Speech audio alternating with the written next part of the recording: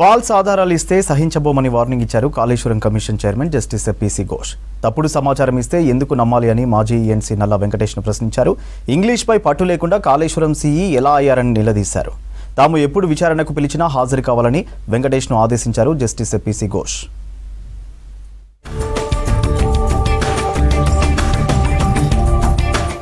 కాళేశ్వరంపై బహిరంగ విచారణ కొనసాగుతోంది.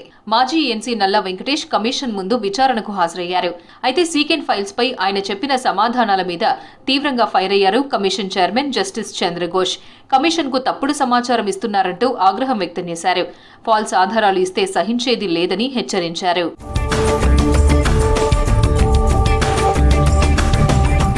మాజీ ఎన్సీ నల్లా వెంకటేష్ ను వివిధ అంశాలపై ప్రశ్నించారు జస్టిస్ ఘోష్. ముఖ్యంగా మేడిగడ్డ బ్యారేజీకి సీకెన్ ఫైల్స్ వినియోగించాలని ఎవరూ సూచించారని అడిగారు. అయితే సీఈసీడీఓ సీకెన్ ఫైల్స్ సజెస్ట్ చేసిందన్నారు వెంకటేష్. దీనిపై తీవ్ర ఆగ్రహం వ్యక్తం చేశారు జస్టిస్ ఘోష్. సీఈసీడీఓ డిజైన్స్, డ్రాయింగ్ మాత్రమే ఇస్తుందని, మిగతా విషయాల్లో కలగజేసుకోదని చెప్పారు.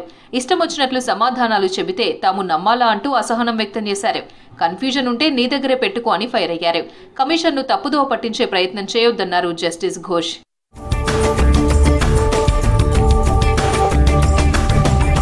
సమాధానం సరిచూసుకునే అవకాశం ఇవ్వాలని కమిషన్ను కోరారు ఈఎన్సీ వెంకటేష్.